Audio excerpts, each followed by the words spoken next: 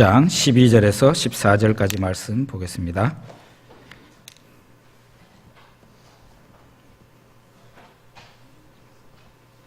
같이 읽겠습니다. 나 전도자는 예루살렘에서 이스라엘 왕이 되어 마음을 다하며 지혜를 써서 하늘 아래에서 행하는 모든 일을 연구하며 살핀즉 이는 괴로운 것이니 하나님이 인생들에게 주사 수고하게 하신 것이라. 내가 해 아래서 행하는 모든 일을 보았노라. 보라, 모두 헛되어 바람을 잡으려는 것이로다. 아멘. 오늘은 전도서를 설교하는 시간이 되었습니다. 전도서 처음에 보니까 다윗의 아들 예루살렘 왕 전도자의 말씀이라 이렇게 얘기하고 있습니다. 전통적으로는 솔로몬이 전도서의 저자일 것이다 라고 그렇게 알려져 있고요. 저도 그렇게 믿고 있습니다. 그런데 솔로몬이라는 이름은 여기에 등장하지 않고 다윗의 아들 예루살렘 왕 전도자다 이렇게 얘기하고 있습니다. 그리고 바로 2절 3절에서 뭐라고 그러는가 하면 전도자가 이르되 헛되고 헛되며 헛되고 헛되니 모든 것이 헛되도다. 해 아래에서 수고하는 모든 수고가 사람에게 무엇이 유익한가, 이렇게 전도서는 시작을 하고 있습니다. 솔로몬은 이스라엘 왕으로서 높은 지위와 부귀영화를 누렸던 사람입니다. 대단한 인생을 살았던 사람이죠. 이 솔로몬 왕이 인생의 문제를 한번 풀어보려고 노력을 했습니다. 인생의 문제를 한번 풀어보려고. 인생이라는 게 도대체 뭔가? 여러분도 궁금하고 저도 궁금하죠. 그리고 어떻게 하면은 내 인생을 행복하고 보람스럽고 후회스럽지 않게 만족스러운 인생을 살아갈 수 있을까? 그 문제를 풀고자 했다는, 인생의 문제라는 게 딴 게 아니라 바로 그거죠. 솔로몬은 그가 직접 보고 체험한 인생을 1장부터 쭉 쓰고 있는데 첫머리부터 뭐라고 얘기를 하느냐? 인생은 헛되고 허무하다, 그렇게 말을 하고 있습니다. 인생은 헛되고 허무하다. 헛되고 헛되며 헛되고 헛되니 모든 것이 헛되도다 이러면서 전도서를 시작합니다. 전도서는 굉장히 어려운 성경으로 소문나 있어요. 여러분은 전도서를 쉽게 생각할지 모르지만 굉장히 어렵습니다. 보통 성도님들이 마태복음, 마가복음, 누가복음, 요한복음을 굉장히 쉽게 생각을 합니다. 그런데 신학교 가서 공부를 하면은 자기가 쉽게 생각했던 게 쉽게 생각할 일이 아니구나 하는 것을 사복음서 공부를 통해서 나중에 알게 돼요. 그래서 지금까지 내가 설교하는 것은 다 헛방이었다, 이런 얘기도 하게 됩니다. 이 전도서의 내용을 좀 알고 싶다면, 혹은 책의 내용을 알고 싶다면 어떻게 하면 됩니까? 책 제일 처음을 읽어보고 책 제일 끝을 읽어보면은 이 책의 저자가 무엇을 말하려고 하는지가 잡히게 됩니다. 전도서가 쉬운 책이 아니에요. 굉장히 어렵습니다. 어떤 사람들은 심지어 유대인들까지도 전도서라는 것이 왜 성경 안에 들어와야 되느냐 이해를 잘못합니다. 왜냐하면 전도서 빼고 성경 65권인데 전체가 66권이잖아요. 통일된 사상이 헛되다는 걸 가르치는 게 아니에요. 성경은, 하나님의 말씀은 헛되다는 걸 가르치는 게 아닙니다. 그렇게 보면은 전도서는 성경 66권과 통일이 잘 안 되는 것 같이 보이기 때문에 전도서가 성경에 왜 들어와 있는지 이해를 잘 못하는 사람들이 있어요. 심지어는 아가서는 남녀의 사랑을 얘기를 하는데 어떤 부분은 낯이 뜨거워서 잘 읽지 못할 부분까지도 아가서에 포함하고 있거든요. 성적인 묘사까지 있단 말이에요. 그 아가서가 성경에 왜 들어와야 되는지 이해 못하는 사람이 많은데, 그런데 아가서도 예수님과, 신랑 되시는 예수님과 신부가 되는 교회에 그 아름답고 연합이 되어 있는 귀하고 고귀한 그 사랑을 이렇게 비유적으로 묘사하는 거다. 그렇게 설명을 하니까, 아, 그렇구나. 그러면은 성경 안에 들어와야 되겠네. 금방 수긍이 되는데, 전도서는 그래도 이해가 안 되는 면이 있다는 것이에요. 그렇지만 우리 한번 이 시간에 한번 고민하며 풀어보겠습니다. 어쨌든 전도서 첫 부분에서 솔로몬이 어떻게 시작을 하느냐. 해 아래서 수고하는 모든 수고가 사람한테 뭐가 유익한가? 헛되고 헛되며 헛되고 헛되니 모든 것이 헛되도다. 인생 무상이다. 이러면서 시작을 하는 것입니다. 우리 전도서 1장 14절과 전도서 12장 8절을 한번 읽어보겠습니다. 네, 같이 읽어봅시다. 내가 해 아래서 행하는 모든 일을 보았노라. 보라, 모두 다 헛되어 바람을 잡으려는 것이로다. 예, 전도자가 이르되 헛되고 헛되도다. 모든 것이 헛되도다. 그랬어요. 인생 무상이라는 말 하죠. 인생 무상. 인생 무상이라. 이렇게 연세 많은 어른들이 인생 무상이라 하면서 벤치에 앉아 있습니다. 인생 무상이라는 말이 사람인 날생, 없을 무, 항상상 이래가지고 인생은 항상 제로라는 뜻입니다. 내 인생만 제로가 아니라 당신 인생도 제로고 이 세상 살고 있는 모든 사람들의 인생이 무상하다. 제로라는 것입니다. 전도서 1장에는 어떻게 표현을 했는가 하면, 인생이 무상하다는 것을 어떻게 표현했는가 하면, 해가 떠올랐다가 다시 진다는 거예요. 그러고는 내일 보니까 또 올랐던 곳에서 또 떠올랐다가 지고 계속 반복하고 있다는 거예요. 바람도 이리 돌고 저리 돌고 그런 변화무쌍한 것 같이 보이지만은 실제로는 바람이 불었다가 지가 원래 왔던 곳으로 되돌아가는 현상을 보이고 있다는 거예요. 강물도 계속 졸졸졸졸 탕류로 이렇게 흐르기도 하지만 그 강물이 아무리 흘러도 바다를 다 채우지를 못한다. 그런 얘기를 하면서 자연 현상도 새로울 것이 없고 그냥 돌고 돈다는 것이에요. 인생도 그렇다는 겁니다. 그래서 인생은 허무하다. 그렇게 얘기를 하는 겁니다. 우리 성경 구절 또 하나 봅시다. 전도서 1장 8절인데요. 모든 만물이 피곤하다는 것을 사람이 말로 다 말할 수는 없나니 눈은 보아도 족함이 없고 귀는 들어도 가득 차지 아니하도다. 그랬습니다. 제가 지난주에도 이제 집에 가서 밤에 잠자기 전에, 주일날 잠자기 전에 다시 제 설교를 듣기 시작했어요. 설교를 들어보니까 이렇게 읽는 시간에는 여러분 목소리가 굉장히 크더라고요. 근데 오늘은 웬일로 목소리가 거의 안 나오는데? 혹시 여러분 아프십니까? 예? 제가 보니까 아픈 사람은 지금 빠진 것 같고 교회를 안 나온 것 같고 다 얼굴이 쌩쌩하게 보이는데 큰 소리로 좀 읽어주세요. 전도서 1장 8절에 보면은 모든 만물이 피곤하다는 것을 사람이 말로 다 말할 수는 없나니 눈은 보아도 족함이 없고 귀는 들어도 가득 차지 아니하도다. 솔로몬이 보니까 모든 만물이 피곤한 상태로 보였다. 피곤한 상태로. 사람만 피곤한 게 아니라 이 세상에 있는 모든 만물이 피곤한 상태로 보였다는 것입니다. 그리고 그가 이런 말을 합니다. 전도서 1장 10절 11절 봅시다. 이제 큰 소리로 읽어야 됩니다. 무엇을 가리켜 이르기를 보라 이것이 새 것이라 할 것이 있으랴. 우리가 있기 오래전 세대들에도 이미 있었느니라. 이전 세대들이 기억됨이 없으리니 장래 세대도 그 후 세대들과 함께 기억됨이 없으리라. 아멘. 아유, 제가 그냥 힘이 막 생기네요. 세상에 새 것이라는 게 없다는 거예요.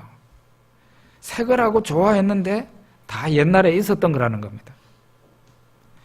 우리 스스로도 내가 대단한 사람인 줄 알지만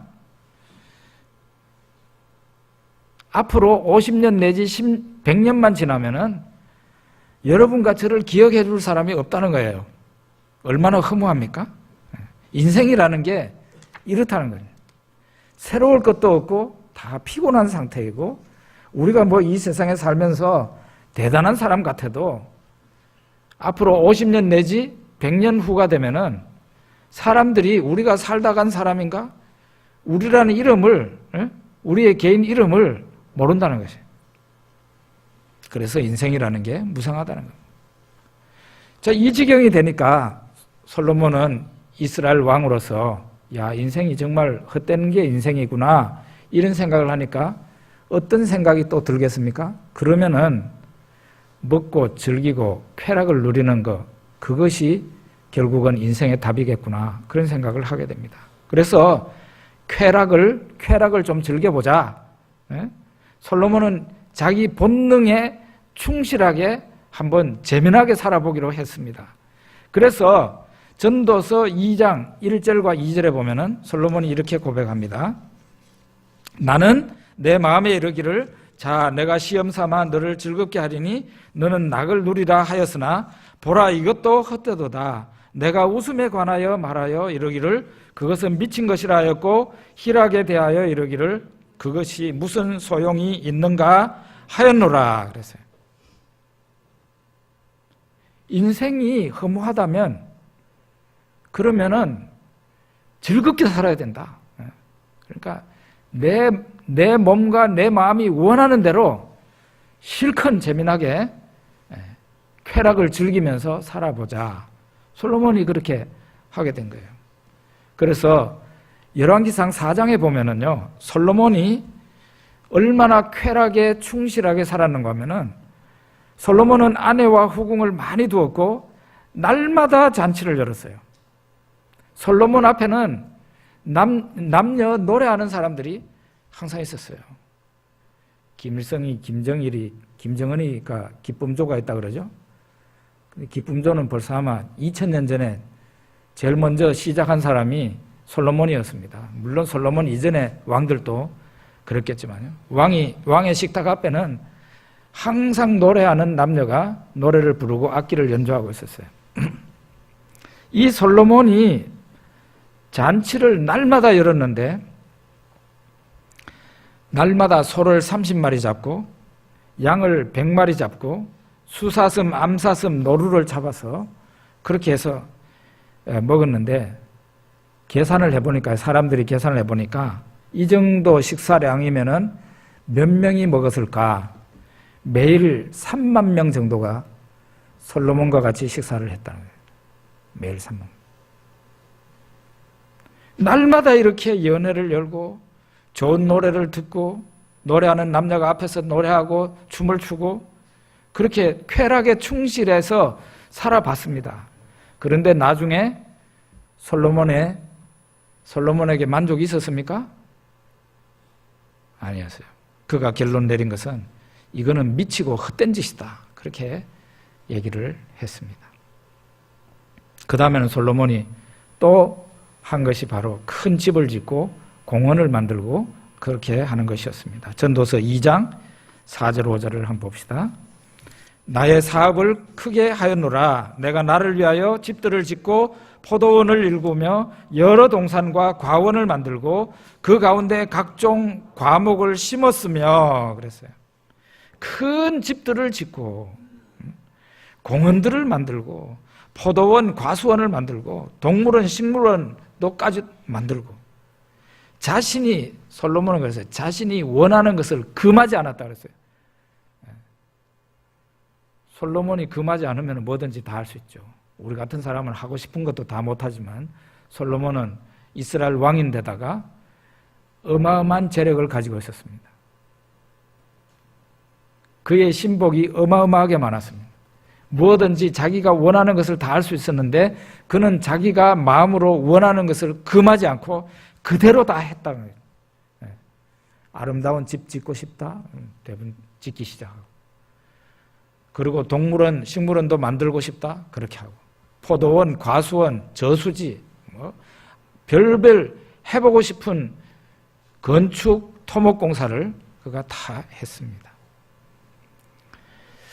그 결과는 무엇이었느냐? 행복이 아니라 괴로움이 돌아왔다고 그렇게 얘기를 하고 있습니다. 그 다음에는 솔로몬이 또 하나 해본 것은 재산을 늘리는 것이었습니다. 전도서 2장 7, 8절에 보면 나와 있는데요. 우리 같이 읽어봅시다. 남녀노비들을 사기도 하였고 나를 위하여 집에서 종들을 낳기도 하였으며 나보다 먼저 예루살렘에 있던 모든 자들보다도 내가 소와 양떼의 소유를 더 많이 가졌으며 은금과 왕들이 소유한 보배와 여러 지방의 보배를 나를 위하여 쌓고 또 노래하는 남녀들과 인생들이 기뻐하는 처첩들을 많이 두었노라 그랬습니다. 이렇게 재산을 많이 늘리고 노래하는 남녀와 처첩을 많이 두고 실컷 쾌락을 즐긴 것이 인생의 고민을 풀어주었을까? 인생의 만족을 주었을까? 인생의 만족을 주지 못했다는 거예요. 아까도 얘기했지만 그게 행복을 준 게 아니라 괴로움을 줬다는 거예요. 왜냐하면 자기는 큰 고생을 하지만은 결국은 그것이 자기가 쌓아놓은 그 부와 명예, 심지어는 그가 지어놓은 아름다운 집들, 공원들 이런 것을 그게 영원히 자기의 것이 되지 못하고 나중에 자기가 가고 난 뒤에 다른 사람이 가져버리더라는 거예요. 다른 사람의 것이 되는 거예요. 자기가 가진 돈도 결국은 다른 사람이 다 가지고 가버려요. 그래서 솔로몬은 헛되고 헛되도다 모든 것이 헛되도다라고 그렇게 고백을 하는 것입니다.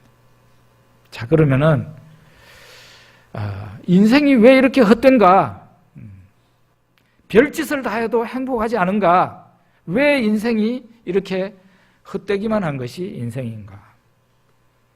거기에 대해서도 이 전도서가 말을 하고 있습니다. 전도서 3장 1절과 2절에 보면 나와 있는데요. 범사에 기한이 있고 천하 만사가 다 때가 있나니 날 때가 있고 죽을 때가 있으며 심을 때가 있고 심은 것을 뽑을 때가 있으며, 제가 쭉 그냥 계속 읽고 싶지만은 시간이 없어서 여기서 그칩니다. 만사가 때가 있다는 것이에요. 만사가 때가 있다는 거예요. 우리도 그런 점은 인정합니다. 씨를 뿌릴 때가 있고 거둘 때가 있고 꿰맬 때가 있고 꿰맨 것을 풀어헤칠 때가 있고 다 이런 때가 있다는 거죠. 그런데 만사가 때가 있지만 그 때를 사람은 모른다는 것이에요. 여러분 지금 당장 5분 아니라 1분 후에 우리나라의 어느 회사의 주식이 배로 뛴다는 것을 알면은 여기에서 팔자 고칩니다. 그죠? 그런데 1분 후의 일을 우리가 모릅니다. 때가 있지만 그 때를 인간이 모르는 거예요. 왜 인간은 모르는 겁니까? 첫째, 피조물이라는 게 우리는 창조주 하나님이 아닙니다. 인간입니다. 그러니까 유한한 존재죠. 거기에다가 우리의 총명과 우리의 영혼은 죄로 말미암아 망가지고 허물어져 버렸어요. 총명이 없어져 버렸어요. 그러니까 사람이 원래 지은 사람의 모습도 이 정도는 아닌 거죠. 많이 망가진 것이죠. 사람의 한계가 있으니까 인생의 문제가 안 풀리는 거예요.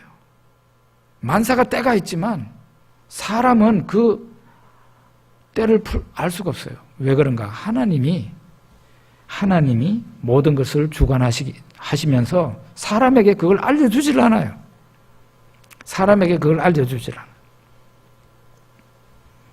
그래서 사람의 인생은 공전한다는 거죠. 계속 다람쥐가 쳇바퀴 돌듯이 계속 뭔가는 움직이지만 나중에 남는 게 하나도 없는 그런 게 인생이고, 헛될 수밖에 없는 것이 인생이라 하는 것이죠.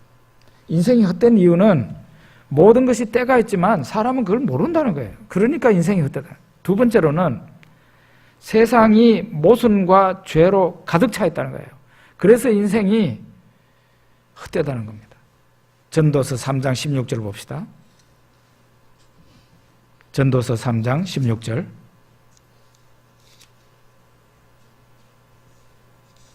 안 띄우네요. 예, 전도서 3장 16절 성경에서 봅시다. 또 내가 해 아래서 보건대 재판하는 곳 거기에도 악이 있고 정의를 행하는 곳 거기에도 악이 있도다. 8장 14절도 봅시다. 전도서 8장 14절. 세상에서 행해지는 헛된 일이 있나니 곧 악인들의 행위에 따라 벌을 받는 의인들도 있고 의인들의 행위에 따라 상을 받는 악인들도 있다는 것이라. 내가 이르노니 이것도 헛되도다. 온 세상이 죄와 모순으로 꽉 차 있다는 거예요. 어떤 사람은 아주 악랄한 죄인인데 의인이 받는 그런 것을 그 악인이 받는. 근데 어떤 사람은 의인인데 악한 아주 극악무도한 사람이 받는 그것을 이 의인이 받아버리는 거예요. 심지어는 재판장, 그 법원에서도 정의가 실현되어야 될 그 법원에서도 죄악이 함께 있는 것을 보노라 그랬습니다. 그래서 세상이 모순으로 가득 차 있고 죄로 꽉 차 있는 게 이 세상이라는 거예요. 그러니까 이 세상을 살고 있는 사람도 인생이 헛될 수밖에 없다. 그렇게 얘기를 하는 거예요. 그걸 가장 실감 있게 보는 데가 어딘지 아십니까? 아시죠? 매일 저녁 9시 뉴스를 보십니까? 매일 저녁 9시 뉴스를 보면은 그거는 바로 세상의 모습을 우리가 보는 거예요. 세상이 돌아가는 것을, 전 세계가 돌아가는 것을 우리한테 보여주는데 세상은 아름답고 질서 있게 돌아가는 것이 아니라는 것을 저녁 9시 뉴스가 우리들에게 알려주는 것이에요. 마치 우리가 저녁 9시 뉴스를 보면은 실타래가 막 꼬여가지고 이게는 도저히 풀어낼 수 없는 엉망진창인 실타래를 보는 것 같다는 거죠.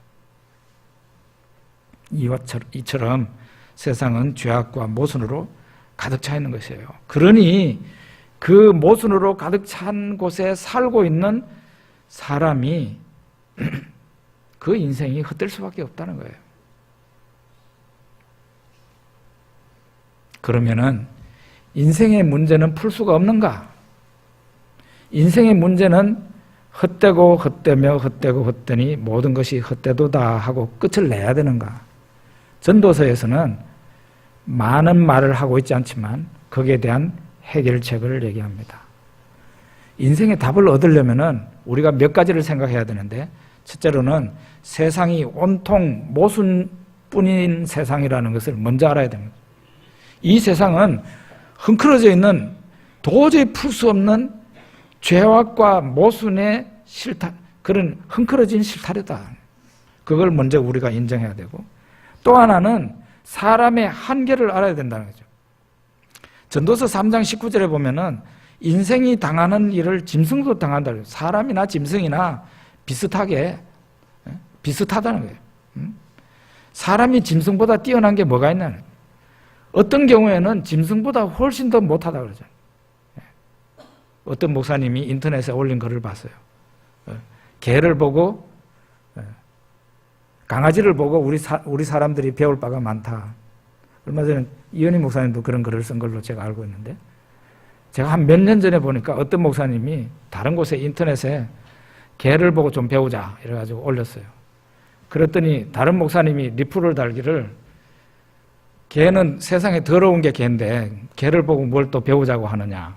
그래가지고 댓글을 달았는 것을 제가 본 적이 있어요. 강아지보다 사람이 훨씬 못하죠. 훨씬 더 못합니다. 지난번에도 말씀드린 것처럼 동물들은 사람처럼 그렇게 굴지 않습니다. 짐승보다 못하다 그러지만 이 세상에 있는 사람들 가운데 짐승보다 나은 사람이 어디 있겠습니까? 예수 믿는 사람은 그래도 소망이 있는 사람으로 지금 되어가고 있는 중이죠. 사람이나 짐승이나 일반이다. 그러니까 이게 인생에 답이 없다는 거예요. 그 다음에는 인생의 열쇠를 사람이 가지고 있는 게 아니라 하나님이 가지고 있다는 거예요. 그걸 알아야 된다는 거예요. 솔로몬은 지금까지 무엇을 가지고 인생의 문제를 풀려고 했습니까?